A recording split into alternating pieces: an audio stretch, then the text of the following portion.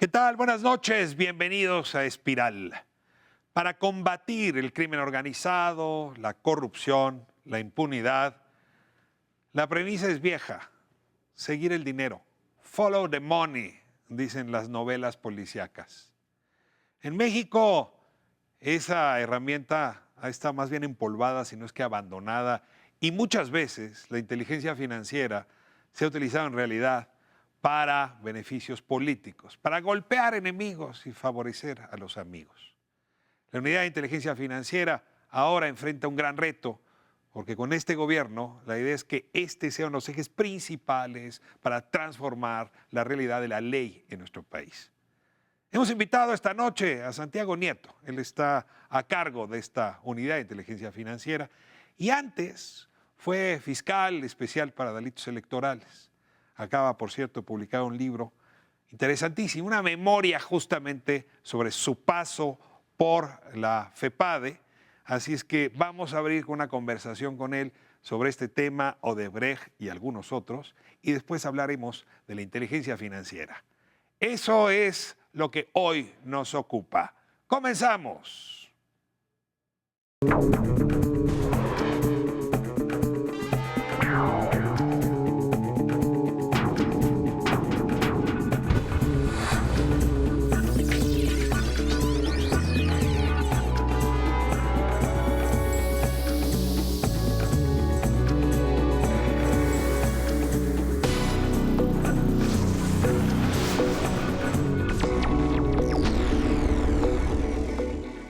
Lo prometido, el día de hoy se encuentra con nosotros Santiago Nieto. Santiago, me da muchísimo gusto que nos acompañe aquí en Espiral.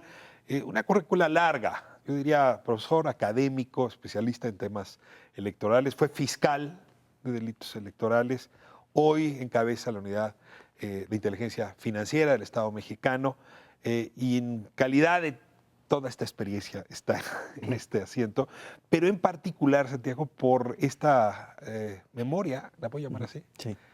Sin filias ni fobias, publicada por Editorial Grijalbo recientemente, que da cuenta de su experiencia, sobre todo al frente de la FEPADE. Le agradezco muchísimo que haya tomado el tiempo y el ánimo con la carga de trabajo que tiene para acompañarnos hoy. No, muchísimas gracias, Ricardo. Le agradezco mucho la invitación. Santiago, ¿por qué escribir un libro de memorias? A ver, es raro, la verdad, que los políticos mexicanos rindan cuentas, o los funcionarios, los altos funcionarios gubernamentales rindan cuentas. Todavía recuerdo el caso de Luis Carlos Ugalde, que tuvo que publicar aquel libro, Así lo viví, Sí. después de haber sido presidente del IFE, del entonces Instituto Electoral. Y es un libro raro, porque mientras en otros países muy común que el funcionario, una vez que deja el puesto, se explica y con eso deje memoria pública, no cuento muchos libros más. Y perdón que lo ligue, pero tengo la sensación de que este libro responde a esa formidable tradición de la rendición de cuentas. Sí, alguna vez, de hecho, lo platiqué con Luis Carlos Ugalde. Dije, tengo que hacer un libro, primero para explicarme a mí qué fue lo que pasó, y segundo, para también explicarle a la sociedad mexicana cómo fue el proceso de salida, qué es lo que estaba atrás de varios de los casos importantes como Odebrecht, como César Duarte, como las elecciones en el Estado de México. Y bueno, el libro en realidad surgió de una serie de reflexiones sobre el momento histórico que estaba viviendo México, que vivió sobre todo en los 2 últimos años del sexenio de Peña Nieto, y cómo hubo un proceso en que las instituciones mexicanas que se crearon en la época de la transición, cuando llegó la alternancia en el ejercicio gubernamental, cuando el PRI perdió la mayoría en la Cámara de Diputados, se generó una serie de instituciones que en los últimos años del gobierno de Peña Nieto se desvanecieron, o mejor dicho, su autonomía, su presencia se desvaneció, y encontrábamos mucha simulación. Entonces había que escribir un poco sobre eso para reflexionar en dónde estábamos parados y por qué el 1 de julio había tenido los resultados que tuvo. Ahora, no es un libro académico, ¿no?, con grandes definiciones, con citas de jurisprudencia, con transcripción de sentencias del Tribunal Electoral. Es más bien una narración casi personal, o diría muy personal de los hechos. Nos ofrece información de los hechos públicos, pero hay una mirada personal. ¿Por qué elegir ese tono? Sí, porque creo que era importante llegar a un mundo, a un universo mayor, a que las personas se interesaran por lo que sucedió en FEPADE. FEPADE es una institución muy chica, pero al final del día se trataba de rendirle homenaje a las personas, hombres y mujeres que habían colaborado en FEPADE durante los 3 años. Y qué mejor forma de hacerlo que relatando las experiencias que habíamos vivido todos. Hay un caso, por ejemplo, de un ministerio público y mi secretario particular que estuvieron a punto de ser linchados sin que el gobierno del estado de Chiapas interviniera en Ocosingo en razón de la detención ilegal de 5 capacitadores, asistentes electorales del INE. Y se da cuenta pues, de lo que sufrieron esos jóvenes que fueron privados de su libertad por varias horas y de lo que sufrió el Ministerio Público y mi secretario particular cuando los querían quemar. Es que sí es una ventaja que esté escrito en primera persona y en efecto que nos permita ver como a los seres humanos detrás de las instituciones. Tenemos poco tiempo en esta entrevista y entonces, aunque hay varios casos relatados aquí en los que podríamos vincular algunas de las reflexiones, pues sí me atrevo a decir que el primer capítulo, ¿no?, después de la introducción, es el capítulo, es el caso Odebrecht. Uno de los argumentos que más daño nos hace a la conciencia es darnos cuenta que América Latina padece problemas muy serios de corrupción, corrupción que está ligada al tema electoral casi siempre, y que en México el tema Odebrecht se atendió con enorme ligereza al final de cuentas. A diferencia de otros países, ¿no?, de Perú, del propio Brasil, donde Odebrecht abrió un boquete de reflexiones y de transformación institucional. Lo que este libro nos dice es que en México íbamos por buen camino, que como dijo el procurador Cervantes en su momento, el caso latinoamericano de corrupción más importante en México se había resuelto, que usted avanzó enormemente desde el Ministerio Público encargado de perseguir los delitos electorales, desde la FEPADE, para resolverlo. Y sin embargo, lo descarrilaron sacándolo a usted y me temo también al procurador de entonces. Sí, a mí cuando me han preguntado y me han dicho con mucha razón de que solo los únicos 2 países de América Latina que no han sancionado a nadie, donde ningún alto funcionario ha caído por el caso de Odebrecht, somos México y Venezuela, yo he llegado a decir, en tono de burla, por supuesto que no, que es falso, que en México cayeron 2 funcionarios públicos. Uno, el Procurador General de la República, que tuvo que renunciar, presenta el día 16 de octubre su renuncia ante el Senado, y en ese escrito que presenta Raúl Cervantes ante el Senado, dice 2 cosas que a mí me parecen relevantes. Primero, que se terminó la investigación de corrupción más importante de América Latina y que el asunto estaba listo para judicializarse. Y 2, que la FEPADE es una institución que trabaja con autonomía y eficiencia. 4 días después me remueven del cargo y yo no puedo tampoco no hilar una cosa con la otra, tanto con Odebrecht como con la posibilidad de que a Raúl Cervantes le hubieran pedido mi cabeza para efecto de encarar las elecciones del año 2018 y que él se haya negado a hacerlo. A ver, Santiago, voy a diferir con algo que dijo hace un momento, que fue en el mandato de Enrique Peña Nieto donde algunas instituciones se resquebrajaron, y yo me atrevería a aceptar que hay varias que se rompieron, otras que se fortalecieron, pero tengo que decirle que antes de usted, yo no tengo ninguna buena memoria de la FEPADE. Es decir, la FEPADE fue papel mojado, muchos años, hasta que un fiscal que estuvo dispuesto a echarse encima varios trompos o varios trompos al uña, como dicen ahora. ¿Me equivoco si digo esto? ¿Tiene usted memoria, a ver, de un gran evento fiscalizador con sus antecesores? Y no le estoy llevando a hablar mal de las personas, sino de la institución previa a usted. Sí, no, yo creo que se dedicaron básicamente al tema de la alteración al Registro Federal de Electores. En parte porque la normatividad, digamos, no había una ley general. Revisar el padrón. Sí, hay varios temas de diseño institucional. Uno, los tipos penales. La Ley General en materia de delitos electorales es de 2014 y sí es muy superior a lo que teníamos antes.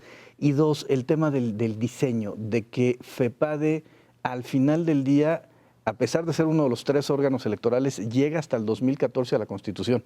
Algo que el IFE, INE hoy, tenía desde 1990. Pero el Ministerio Público está en la Constitución desde que tenemos Constitución.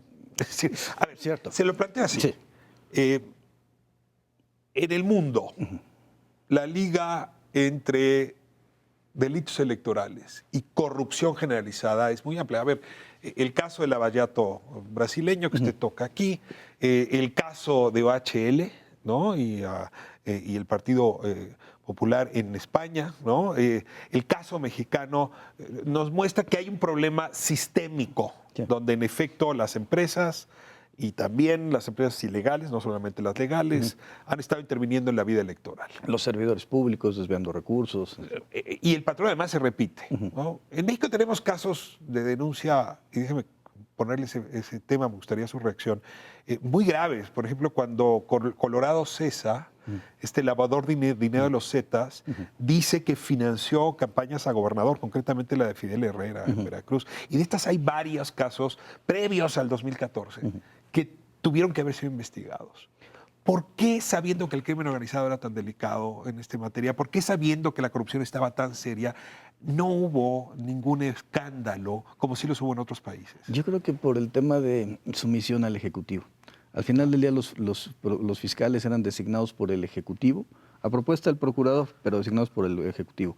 En mi caso, y Héctor Díaz Santana, que me sucedió, fuimos los casos atípicos donde la designación provino del Senado de la República.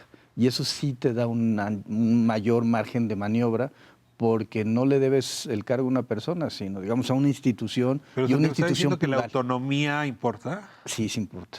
¿Podría repetirlo 3 veces? Por supuesto que sí. Y varios tipos de autonomía. La presupuestal. Ajá. Primero decir, si no hay presupuesto, pues no se pueden enfrentar los procesos y las responsabilidades institucionales. La política, estos casos de la designación por el Senado, pues realmente es importante que se mantenga así. La administrativa, que es algo que, por ejemplo, FEPADE no tiene. No solamente en el tema de recursos, sino el tema de nombramientos de los ministerios públicos pasan por la oficina, en ese entonces del procurador, hoy del fiscal general, y la jurídica. Y esos 4 elementos de autonomía son importantes tenerlos y empezar a medir las instituciones con base en todos los elementos. La Fiscalía Anticorrupción, la Fiscalía Especial de Delitos Electorales, no debe depender del Ejecutivo de ninguna manera. De ninguna manera. Punto. Sí. Muy bien. Entro a los casos más escabrosos. Emilio Lozoya fue consejero delegado para OHL en México. OHL. Y tuvo una relación con Odebrecht que usted mismo descubrió, seguía los patrones de corrupción que se observaron en otros países. Y sin embargo, fue un personaje fuertemente protegido.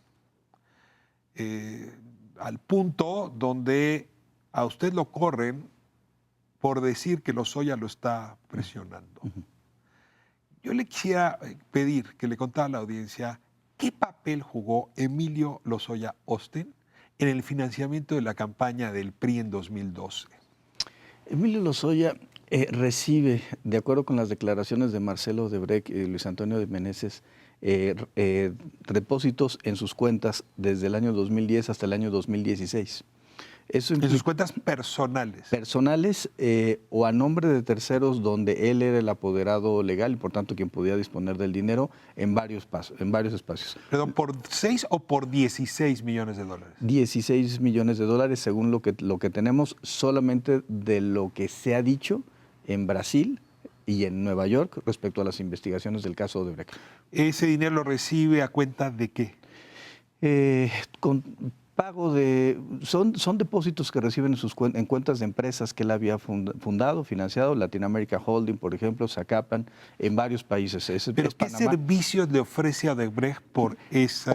Odebrecht tenía una dirección, que era la Dirección de Operaciones Estratégicas, que bien podríamos llamarla la Dirección de Corrupción.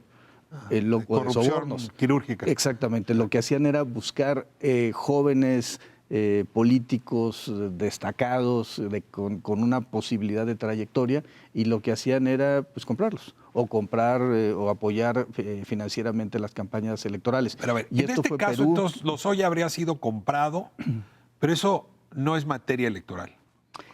¿Dónde está la liga entre los 16 millones que recibe Emilio Lozoya y el presupuesto de que ese dinero fue a una campaña, y a un partido, y a un candidato? Hay 2 ligas y que es muy importante. Lo primero es la declaración de tanto Marcelo Odebrecht como Luis Antonio de Meneses, donde dicen que el dinero que se les da de 2011-2012 son para la campaña electoral presidencial del año 2012, Enrique Peña Nieto. El segundo tiene que ver nuevamente con las declaraciones donde se señala que desde antes, desde el año 2010, habían hecho depósitos para las campañas electorales, particularmente Chihuahua y Veracruz, los dos gobernadores de apellido Duarte. Entonces, esto se va desarrollando de la siguiente forma. En febrero esto se hace público, los sobornos, y la CEIDEF, que es una subprocuraduría de la PGR, empieza a desarrollar la investigación. Pero para el mes de agosto, dentro de la documentación que hacen público tanto Mexicanos contra la Corrupción como Quinto Elemento, señalan que el dinero va a las campañas electorales y aparece el video donde se menciona expresamente a Emilio Lozoya como la persona que era el coordinador internacional de la campaña de Peña Nieto, que era el que recibía los recursos. Ahora, esto es 2016, estos delitos se habrían cometido en 2011, 2012. Y la legislación mexicana dice que dejan de ser delitos después de 2 y 6 años, es decir, prescriben. Sí. A ver, Santiago, perdóname, sí. La audiencia está viendo esto. ¿Cómo que un delito así prescribe, deja de ser delito? Sí, depende de la temporalidad. Todos los tipos penales tienen una pena mínima y una pena máxima. Entonces se suman, se dividen entre dos y a partir de ahí es el plazo que tiene que correr de no investigarse y sancionarse para que pueda prescribir el delito. Es decir, para que la autoridad, el Ministerio Público ya no pueda perseguirlo y que la autoridad judicial no pueda sancionar a alguien por la comisión de un hecho delictivo. Andrés Manuel López Obrador estaba insistiendo en que quiere que los delitos electorales sean delito grave, lo cual haría que ya no pudieran prescribir. Sí, ¿Está usted de acuerdo con eso? Hay un tema, a ver, yo creo que yo lo he planteado incluso en alguna ocasión cuando presidía la Conferencia Nacional de Procuración de Justicia Raúl Cervantes, se planteó un documento donde Raúl Cervantes planteaba que corrupción y temas relacionados con robo de hidrocarburos, robo de hidrocarburos y portación de arma tenían que convertirse en delitos que ameritaran prisión preventiva oficiosa. En ese momento yo planteé que si había un delito electoral en donde el medio comisivo, es decir, la forma de operarlo, fuera redes de corrupción de servidores públicos, esto también tendría que ser un delito de ameritar a prisión preventiva oficiosa, lo que, digamos, en la terminología anterior era delito grave. Y que tiene mucho más duración, digamos, no prescribe igual que los otros. Y tiene una enorme ventaja. La ventaja es que manda un mensaje de que ese tipo de conductas son rechazadas por la sociedad, cosa que en ese momento, la verdad es que los delitos electorales eran muy débiles. Ahí usted está en un dilema. Está investigando un delito que no va a tener sanción. Es que esa es la parte. O sea, sí, a ver, porque uno puede eventualmente, y lo dice muy bien el texto, acusar a Emilio Lozoya de cohecho, pero eso es un delito distinto al electoral. Y usted no tenía facultades para perseguir a nadie por cohecho, sino por cuestiones electorales. Y decide, sin embargo, investigarlo desde la FEPADE. A ver, sí, explíqueme esta decisión. Porque los depósitos fueron de 2010 a 2016. Por tanto, todos los depósitos de 2010 a 2014 efectivamente estarían prescritos. Pero de 2014 a 2016, si hubiera ido dinero de esos depósitos a una campaña electoral, era un delito electoral que al día de hoy no estaría prescrito. Y es lo que ustedes estaban investigando. Exactamente. Pero para eso necesitábamos irnos hacia atrás y ver cómo, digamos, tener toda la película completa. Por eso, cuando solicitamos las asistencias jurídicas internacionales a Suiza, a Brasil, a Antigua y Bermuda, lo que pedimos es la información de las cuentas bancarias desde 2010 a 2016 para poder tener todo el panorama. ¿Usted ha platicado con Raúl Cervantes de esto después de las renuncias de ambos? Lo volví a ver después de pasadas las elecciones en una ocasión. ¿Raúl Cervantes le aceptó en algún momento que a él renunciara o lo echaran por el tema de Odebrecht? ¿O es una suposición nuestra? Es una suposición particular mía. ¿Nunca se lo ha aceptado? No, solamente una coincidencia de hechos. De hechos, de fechas, de circunstancias. O sea, el hecho es que él renuncia, dice que la investigación más importante de América Latina, Odebrecht, está hecha, y luego viene que lo corran a usted. Exactamente. Bueno, en ese momento surge un debate periodístico que vale la pena poner en juego. Un reportero, usted ha dicho, manipuló una declaración suya, otros han dicho no, en realidad la puso tal cual. Como encabezado, el periódico Reforma aparece: Emilio Lozoya presiona al fiscal Nieto.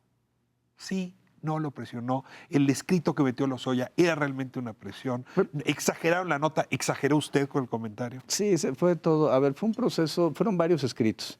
El primero es donde efectivamente dice quién es su papá, quién es su mamá, quién es él, dónde vive, y pide básicamente que se señale que vive en la Ciudad de México, que se encuentra localizable. Y yo lo que contesto, viene descrito en el libro, es que no ha lugar a su petición en razón de que a mí no me consta de que esté viviendo en la Ciudad de México. Quería tener acceso a la carpeta de investigación, se le contestó también que no, en razón de que todavía el proceso de investigación se encontraba en curso y que iba a tener acceso a ella en el momento procesal oportuno. El sistema procesal penal acusatorio obliga al Ministerio Público a poner en consideración del acusado, digamos, el imputado, la carpeta de investigación antes de judicializarla, pero también hay una decisión discrecional del Ministerio Público de cuándo hacerlo. Es decir, en lo que el investigador está haciendo su tarea, no tiene por qué enseñar sus notas. Exactamente. ¿No? Una vez que ya la terminó, cierra las notas, le dice: aquí la tiene usted, tiene acceso. Pues lo que usted dijo es: yo no he terminado de hacer mis notas, aguánteme tantito. Eso fue todo lo que dijo. Eso fue. Y después vienen dos documentos donde pide que se determine el no ejercicio de la acción penal, es decir, que no tiene responsabilidad penal. Vienen, digamos, mensajes hacia los ministerios públicos de que no se sabe con quién se está metiendo. Vienen, después de eso... ¿Se lo dice así el abogado de Lozoya? ¿No sabe usted con quién se está metiendo? Sí, van mensajes de ese tipo. Sí hubo intimidación. A mí no me los dijeron personalmente, fue la gente de averiguaciones previas la que me dijo eso.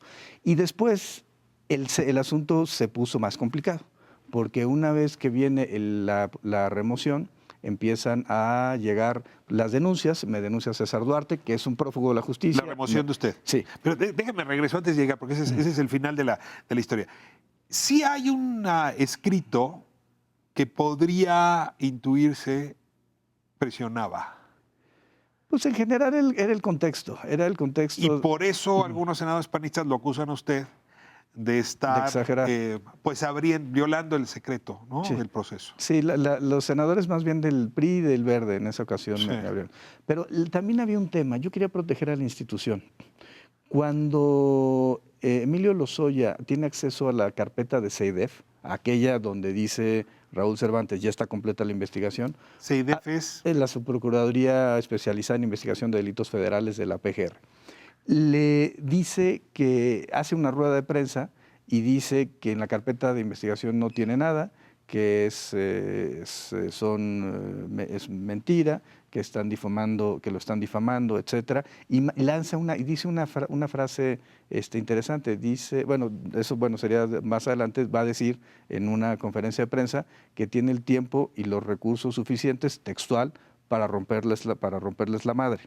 Oiga, con $16 millones yo tendría también mucho tiempo para hacer eso y cosas peores. Y recursos. El tema es que yo lo que quería era proteger a la institución. Por eso no le di acceso a la carpeta de investigación, porque sabía que iba a organizar un teatro en el cual iba a decir que FEPADE no tenía nada en su contra. ¿Cree que usted cometió un error en no entregar esa carpeta? No, yo creo que, cometí un par de errores, así lo menciono en el texto, y yo creo que la forma como operé las cosas procedimentalmente me llevaron a una condición donde perdí la confianza de dos partidos políticos, fuera como fuera. Yo era al final del día parte del árbitro electoral que iba a ver las elecciones de 2018. Sí. Y si dos partidos políticos nacionales ya no tenían confianza en mí, como hubiera sido los hechos. La verdad es que era poner al proceso electoral en un riesgo, y es cuando yo determino firmar mi carta de declinación ante el Senado, ¿no? Usted sale de ahí y Lozoya sigue muy bien. Y el tema de Brecht no rozó siquiera la justicia mexicana, ni lo va a rozar. Es decir, si yo entiendo bien lo que el presidente de la República ha dicho, borrón y cuenta nueva. Y estos hechos de corrupción no se van a perseguir, porque ni siquiera son carpetas abiertas, es decir, ya prescribieron. Sí, bueno, hay en PGR hay todavía dos carpetas de investigación, en la Fiscalía General de la República. Y el presidente también ha dicho que hay procedimientos que están iniciados y que primero no se puede violar la autonomía de la Fiscalía General y dos, que no va a ser tapadera a nadie. ¿Usted cree que caiga Lozoya? Había elementos, digo, usted hizo la investigación, estoy preguntando al investigador. Yo creo que el país necesita que por lo menos vaya a un proceso penal y que los tribunales decidan. Okay. En cualquier democracia, eso no solamente es Hice mal la lo pregunta. deseable, Que caiga o no caiga depende de los jueces. Sí.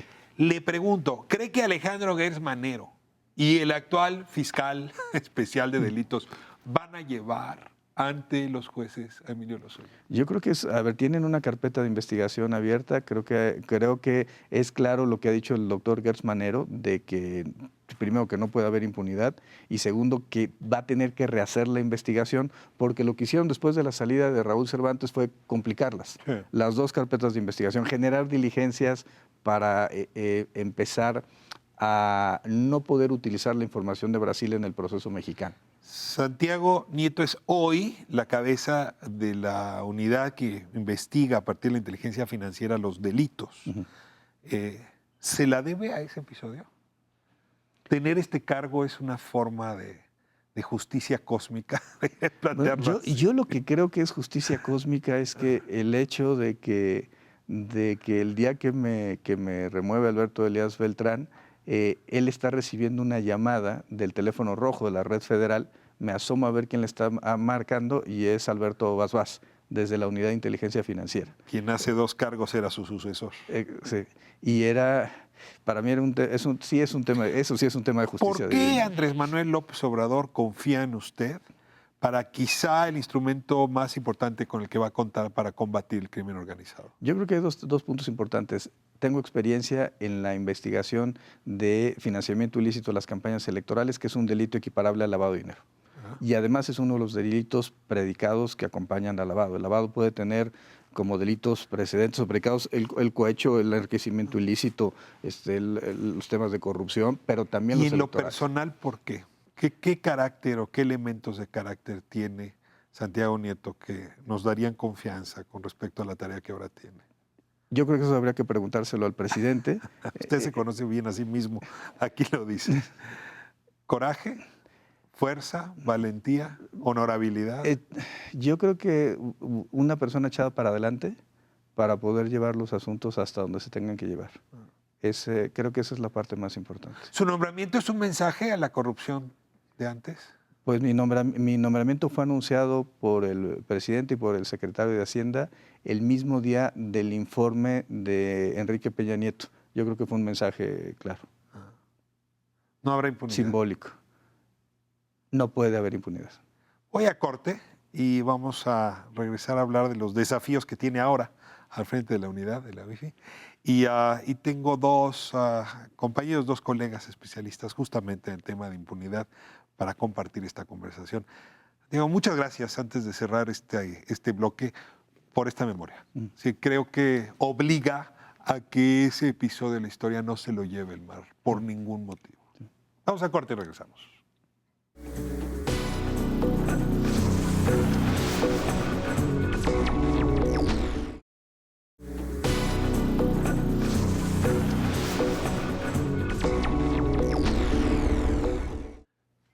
Continuamos hablando de la inteligencia financiera del Estado mexicano y se amplía la mesa de conversación.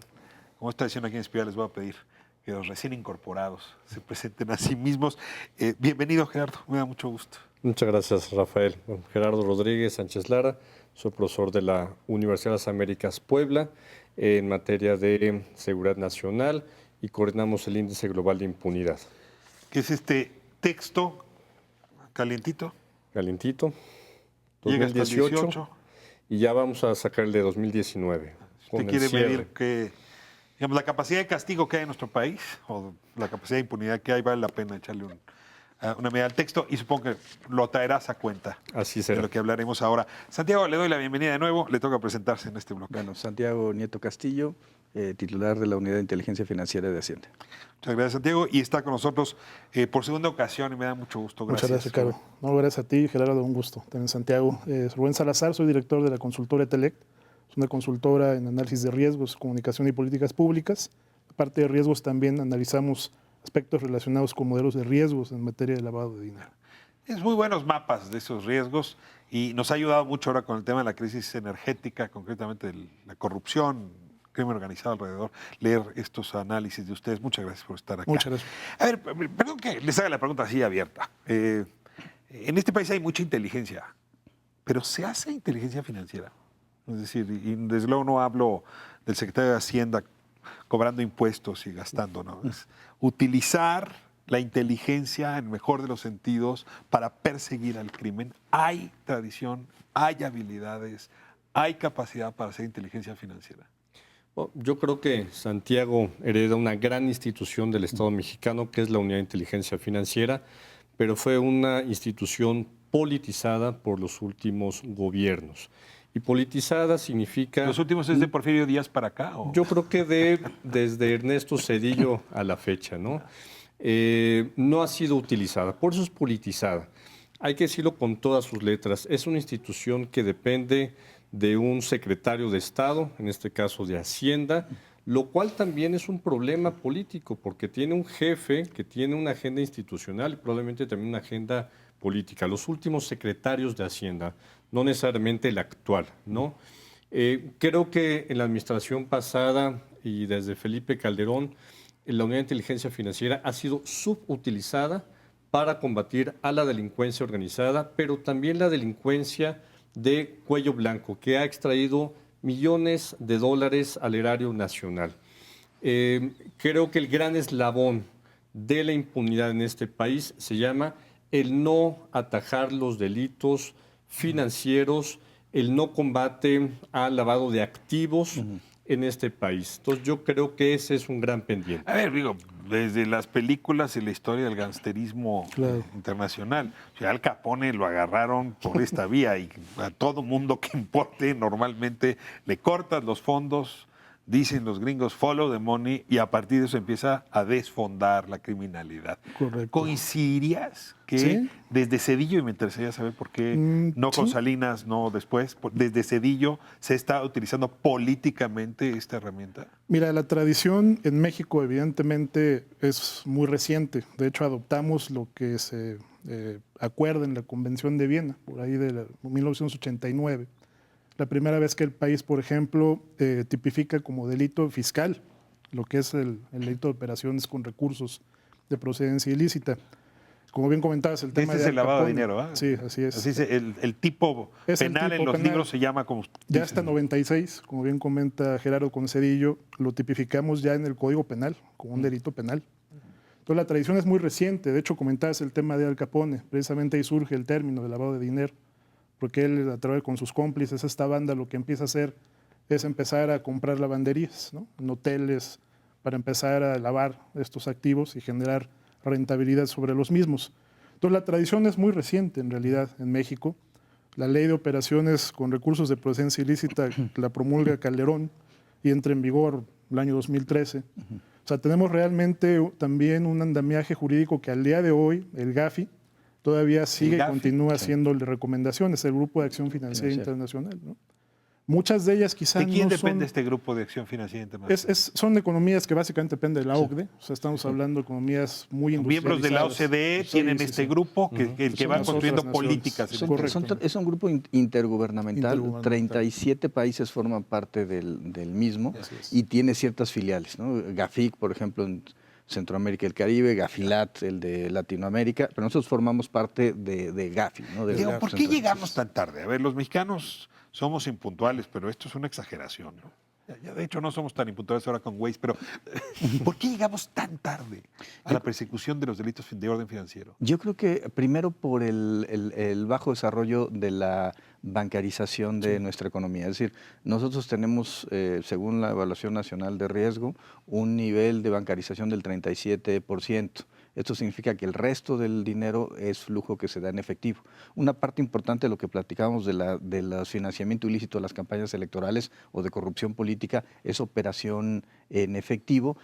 Y una de las formas de protegerlo fue generar un modelo o empezar a generar un modelo donde que llegara primero tarde, 2013, y segundo, donde no queda todavía definido bien cómo podemos ir ampliando los sujetos obligados que se dan, sobre todo en la parte no del sistema financiero, sino de actividades vulnerables. A ver, yo tengo una preocupación que me brinca. La inteligencia para funcionar, pues sí tiene que estar libre de sesgos. Decías hace un momento de sesgos políticos. Y es muy tentador utilizar al SAT, al Sistema de Administración Tributaria, o utilizar a la Unidad de Inteligencia Financiera, pues para perseguir a los enemigos y por el otro lado para perdonar a los amigos. Y se ha usado de esa forma. Es decir, tú eres un enemigo político, te descubro, te señalo, te meto a la cárcel, te inhibo. Tú eres un amigo, me hago de la vista gorda. ¿Cómo logras que una unidad de este tipo esté blindada frente a los sesgos y que por lo tanto la inteligencia financiera funcione? Yo creo que primero es un gran tema. Uno de los elementos que toma en cuenta Gafi para poder hacer el informe sobre un país es el grado de autonomía que tiene una unidad de inteligencia financiera y su operación de forma independiente. La unidad de México tiene dos mecanismos, uno proactivo y otro reactivo. El proactivo en realidad es axiológicamente neutral, y digamos axiológico desde una perspectiva política absolutamente neutral, porque son bases de datos. Llegan 19 millones de reportes al año del sistema financiero, llegan 3 millones del sistema no financiero, eso va a una base de datos y los matemáticos de la unidad generan pues los algoritmos, Estás peinando las operaciones financieras. y a partir de ahí se extraen. Ves una operación de 16 millones de dólares a no sé dónde y te brinca. Puede ser por país, por riesgo, por tipo de empresa, por los accionistas de las empresas. Digamos, O sea, las bases de datos, el Big Data, sí, hoy te da una herramienta fundamental. ¿no? Por ejemplo, todo el tema de robo de hidrocarburos estaba generado a partir de este modelo, todo el tema de empresas fachada, lo hemos estado trabajando a partir de ese modelo y todo el tema salvo un par de casos que forman parte de la parte reactiva, cuando vienen solicitudes de los órganos Entonces, del Estado. hay alarmas en la red que te permiten actuar sin sesgo político. Pero Exactamente. pues luego, una vez que los datos ya brincaron, hay alarmas que pueden sonar más fuertes que otras. ¿Cómo haces para que no sea el interés político el que se hace una calificación? Bueno, la parte proactiva es una calificación y sobre esa calificación se escoge el top de los casos y a partir de ahí se empieza a abrir. Okay. Abrimos la información, se pide información complementaria y entonces ya se tiene una investigación respecto a de si hay un caso de lavado de dinero, financiamiento del terrorismo o cualquiera de los delitos relacionados. Ahora, la otra parte es la parte reactiva. Cuando viene una solicitud del Estado mexicano sobre un caso en particular, pues ahí evidentemente pues, lo que hace la unidad es trabajar la información que se le pide desde la Fiscalía General de la República, la Secretaría de la Función Pública, la propia Secretaría de la Defensa Nacional, etcétera, para poder armar casos específicos que puedan servir para combatir pues, casos particulares. Pero a ver, déjame insistir con el planteamiento que hacía Gerardo. Estuvo acusado Luis Videgaray, recordarán, en la administración pasada, de haber ayudado al gobernador de Chihuahua, César Duarte, a conseguirse un banco. Y luego, pues por el otro lado, lo ayudó a ganar, bueno, en realidad perdió, pero por no financiar una campaña electoral. Es decir, había una suerte, no se ha probado todavía, lo dejo en términos de hipótesis, no me van a acusar aquí de difamación, pero de una connivencia entre el secretario de Hacienda y uno de los gobernadores involucrados. Hubiera sido muy difícil que, si esta hipótesis se materializa, Luis Videgaray le ordinara a la UIFI que investigara a César Duarte. O sea, perdón, pero hay un problema de conflicto de interés donde yo coincido contigo que está un poco rara la dependencia de la Secretaría de Hacienda, ¿no? Yo creo que hay dos temas que ya trabajó Santiago en esta conversación. Primero, la autonomía. Creo que el Estado mexicano tiene que repensar si la UIF tiene que seguir en la Secretaría de Hacienda. Mi propuesta es que se vuelva un órgano independiente del Estado mexicano, no sé si un organismo constitucional autónomo, o por ejemplo, en otros países puede estar adscrito al Banco Central. Es una opción, pero sacarlo de la Secretaría de Hacienda ayudaría muchísimo a la independencia de las investigaciones y para que judicialice sus investigaciones ante la Fiscalía General de la República. Te pregunto, ¿por qué no la función pública? Yo creo que porque también tiene un titular político. Ya. Yo creo que tiene que ser una unidad de investigación independiente. Y por el lado de los políticos, el GAFI también sugiere, es una de las recomendaciones para México, seguir a las personas políticamente expuestas. Y eso a través también del Big Data. Ya hay instrumentos de Big Data tecnológicos que te permiten identificar lazos de conexión de exfuncionarios políticos que se pudieron haber sido beneficiados de corrupción gubernamental durante su periodo. Ojalá y estas bases de datos se puedan nutrir, porque normalmente quien lava de dinero es el funcionario a través de amigos, hermanos, papás, mamás, etcétera. Entonces, ahí se puede hacer mucho. Ahora, sigo un poco la hebra que ustedes están tejiendo y sí todavía observo un tramo sin tejer. Lavado de dinero, para llamarlo coloquialmente, es un fenómeno global.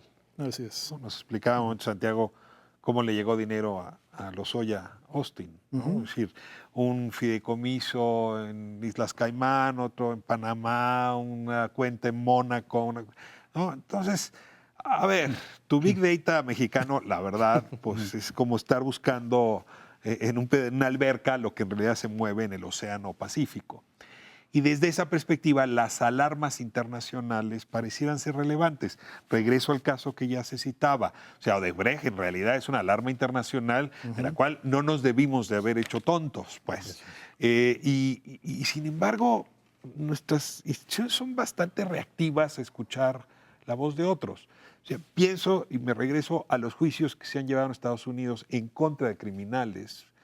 Recientemente está el caso del Chapo, pero pues buena parte de los casos de los Zetas, por ejemplo, que se llevaron en los tribunales en Texas, pues arrojaron una enorme cantidad de información que debió haber ameritado de inmediato, desde el lado electoral y desde el lado de la inteligencia financiera, una reacción. Y sin embargo, no oímos lo que pasa en el extranjero porque desconfiamos de esto. Me voy a corte y sí les ruego que me ayuden a entender cómo enlazamos este esfuerzo de inteligencia financiera con inteligencia financiera internacional. Vamos a corte y regresamos.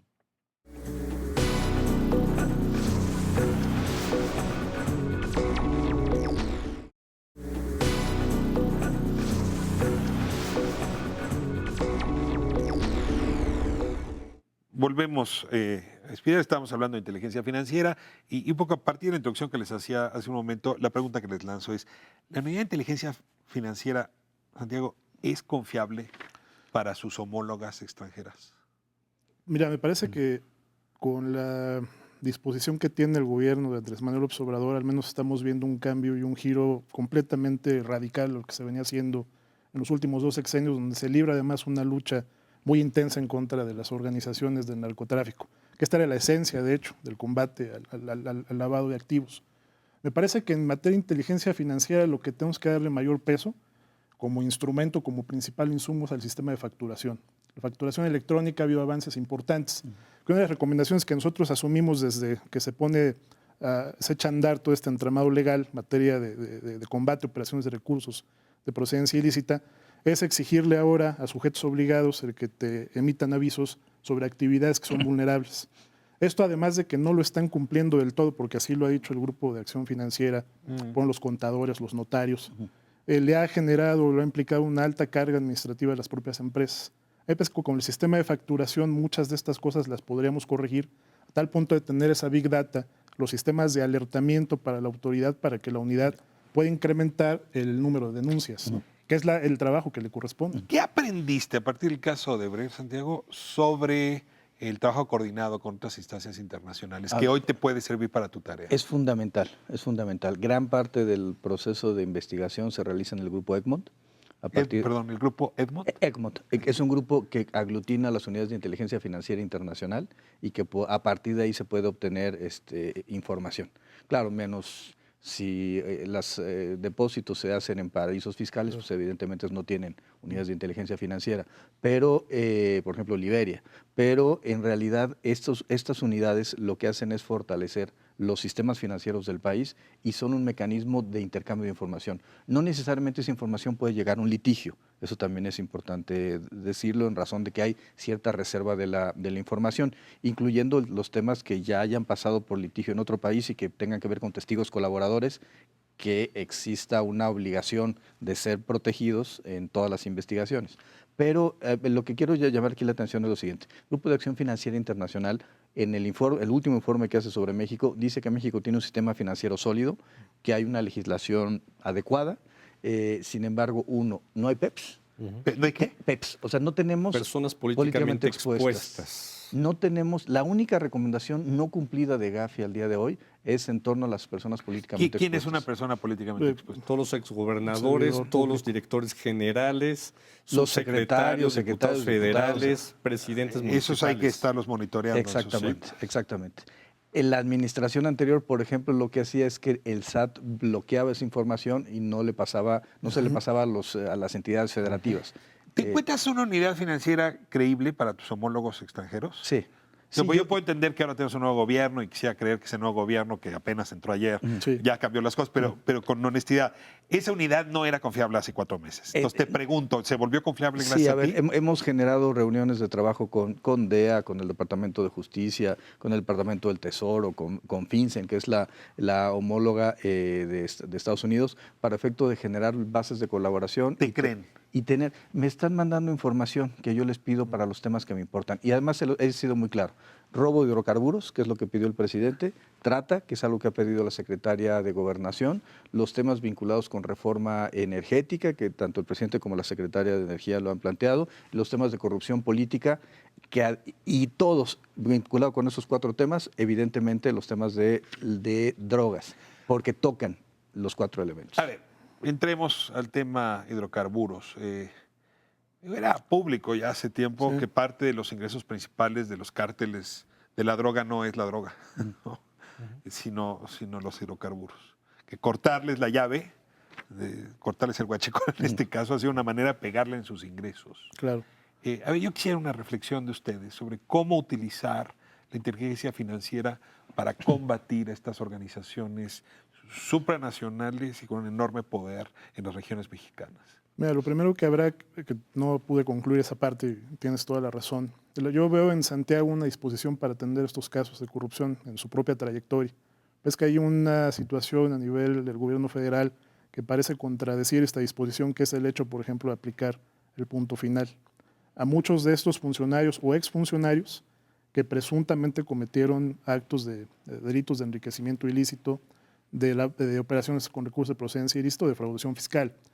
Es muy probable que durante todos estos casos de investigación, por ejemplo, algún tendero o algún empresario pequeño apareciera, por ejemplo, en la lista negra del SAT, a que apareciera alguno de estos exgobernadores o exfuncionarios que estaban presuntamente desviando recursos públicos para lavarlos. Entonces, todo ese tipo de situaciones en lo que refiere al robo de hidrocarburos, pues como bien mencionas, es una situación que no es nueva, que tiene por lo menos casi ya 2 décadas, ¿no? Ocurriendo en el país, y que hasta apenas el día de hoy vemos ya en el gobierno federal. ¿Te parece una idea mala lo de la amnistía? No, por supuesto.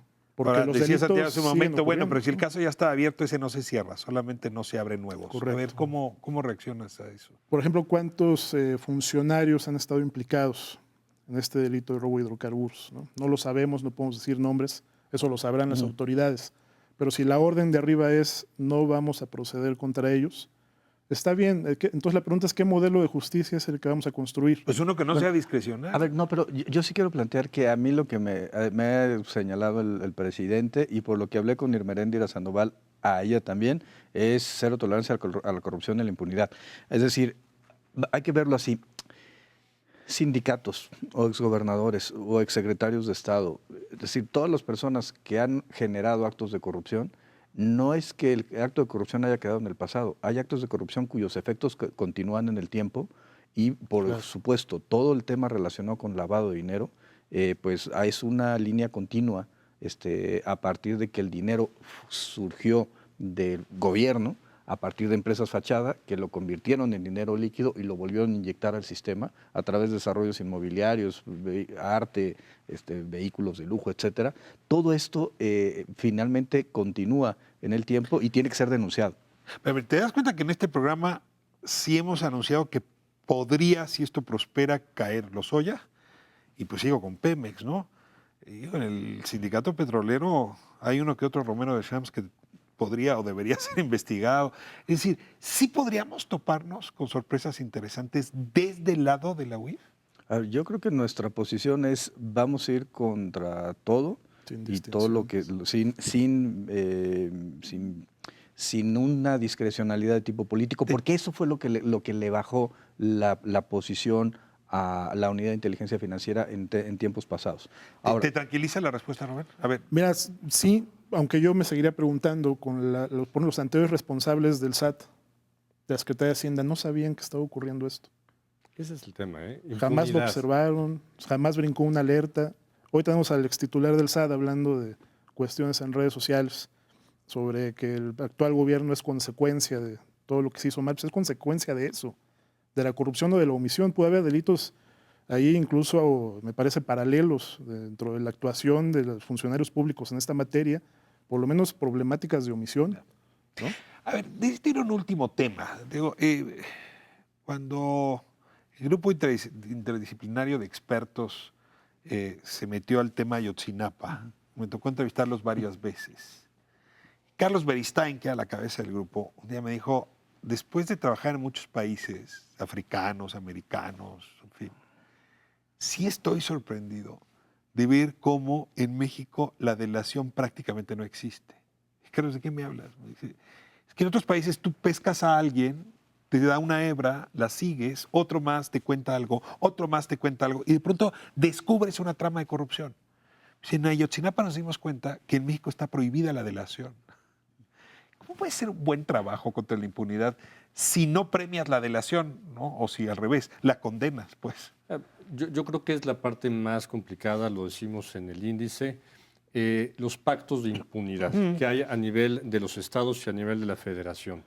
En Washington el año pasado me confió un responsable del Buró de México para una agencia de inteligencia que están profundamente frustrados con Alberto Vaz, el ex titular de la Unidad de Inteligencia Financiera, porque le dieron muchísima información desde Estados Unidos que no se judicializó para combatir a la delincuencia organizada. Entonces, si podemos romper estos pactos de impunidad que se daban entre el presidente de la República y los gobernadores, entre empresarios y el gobierno federal, ahí está la clave. Y yo creo que Santiago Nieto, con su trayectoria, ahora sí que sí es un halo de esperanza, no solamente para el tema de la impunidad, lavado de dinero, delincuencia organizada, corrupción, de que ese eslabón fino que faltaba, que era el seguimiento al lavado de dinero, se pueda combatir. Rubén, un minuto. Mira, rápidamente, me parece que un acierto también que ha tenido la Unidad de Inteligencia Financiera es informar sin afectar, por supuesto, a lo que se refiere a no, prejuiciar la responsabilidad sobre los presuntos imputados. Eso es importante porque a lo largo del último sexenio, por ejemplo, todas estas fallas de procedimiento, en lo que se refiere a temas de delincuencia organizada y lavado de dinero relativos a grupos del narcotráfico, según datos que vamos a dar a conocer un informe en próximas fechas, por ese tipo de razones los jueces dejaron en libertad a más de 130 líderes del narcotráfico de primer y segundo nivel en todo el país en el último sexenio. Entonces estas fallas... Por fallas en en lo que se refiere, ¿no?, a la integración de pruebas, por ejemplo, incluso algunos aspectos que tengan que ver con la ilegalidad en la obtención de las mismas, por supuesto violaciones al debido proceso. Entonces, en este sentido sí lo vemos de manera muy acertada, porque eso al final puede facilitar el trabajo de la Fiscalía. ¿Qué expectativa más grande pesa sobre sus espaldas, don Santiago? yo creo dos cosas, nada más, no me gustaría terminar sin cerrar, sin reconocer algo con Carlos Ursúa. Nunca me ha dado línea en nada. Eso, y creo que eso es algo que hay que reconocer. ¿No le nombró a nadie abajo de usted? No. ¿Nadie dentro de la unidad viene parte del secretario de Hacienda? No. No, prácticamente era gente que ya estaba ahí, gente que tenía experiencia en Hacienda y gente que venía de FEPADE, porque creo que uno de los puntos centrales del Grupo de Acción Financiera dice que lo que no hemos logrado conseguir es decomiso de instrumentos y bienes del delito y no hemos tenido sentencias condenatorias. En parte, ¿por qué? Pues no presentaban denuncias. En 2018 presentaron 78. En lo que vamos de este año ya llevamos 26. Entonces, yo, sin lugar a dudas, en marzo estaremos superando lo que se hizo en 2018. Y lo importante no solamente es presentar la denuncia, es bloquear las cuentas cuando tenemos un criterio contrario de la Corte, que en algún momento hay que también discutir sobre ello, que no está abonando al estándar internacional de bloqueo de ¿Qué cuentas. es? La Corte dice que si la solicitud de bloqueo de cuentas viene de sede internacional, entonces es acorde a la Constitución. Pero que si se inicia la investigación solo en México, entonces es inconstitucional y no se pueden bloquear las Eso es cuentas. terrible, ¿eh? Es terrible. O sea, discriminatorio a favor de los Del modelo de, procesos que empiezan en el extranjero. que es en el extranjero. Bueno, Hidrocina así consiguió el amparo, ¿no? Con el congelamiento de cuentas por posible robo de hidrocarburos. Pues Santiago Nieto, en la Unidad de Inteligencia Financiera, otra vez, sin filias ni fobias, haciendo trabajo de Estado, y me muero de ganas de ver el siguiente volumen. O sea, imagínense si esto lo logramos después de que fuera fiscal de delitos electorales, lo que va a escribir saliendo de la UEF. Santiago, muchísimas Muchas gracias. gracias. Es un honor tenerlos hoy aquí y desde luego hablando sobre lo que yo creo es la principal herramienta que tiene el Estado para combatir la violencia que estamos viviendo. Si cortamos el flujo financiero, cortamos la corrupción, cortamos el poder que tienen ciertos grupos y eso implica una disminución real de violencia. Es que este es el gran desafío y ojalá y la sociedad mexicana sea cómplice de la lucha contra la corrupción en lugar de cómplice de la corrupción. Muchas gracias. Nos vemos próxima semana.